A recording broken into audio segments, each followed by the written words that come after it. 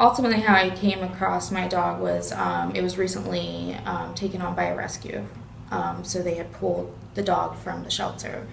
And I met a volunteer that was currently volunteering at the shelter through my adoption process. And I really admired this person and her character, and so as I got to know her, I got to know about the shelter itself. I primarily worked with the canines. I would go there and I would take the dogs outside and I would photograph them and I would spend time with the dogs and get to know their personalities. My goal in going to the shelter was to make sure the animal left the shelter alive, whether it was adopted or through a rescue or the owner that had lost the animal had found them, but ultimately so they would leave alive. Upon taking their pictures and putting pictures of the animals on social network sites or emailing them, I found a lot of success in finding homes or rescues to save the animals.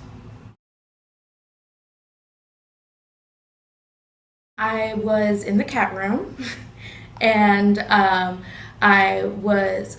have a DSL, so it's like a nice size camera, so it's obvious that I'm taking pictures when I'm there, and I was looking through the cats. And there was a correction officer there who brings people from the female correction facility, and they do volunteer time there. And she had approached me and was telling me the photo rule about, you only can take pictures of animals with a green kennel card and all of these things. And I said, I know. And she continued to follow me from cat cage to cat cage, and it was very uncomfortable, and it was apparent that she had an agenda.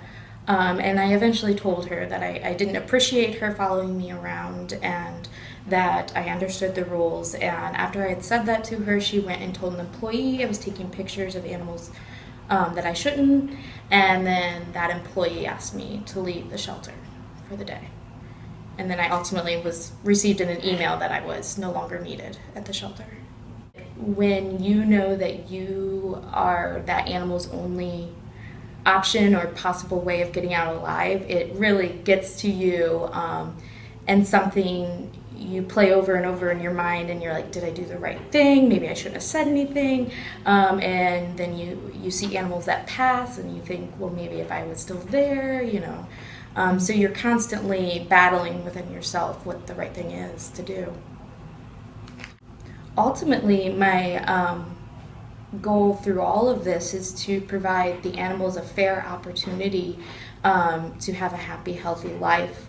And we know as animal advocates and people in the rescue community that pictures are essential to saving those lives. And so I hope that we can resolve this issue, for the best interest of the animals.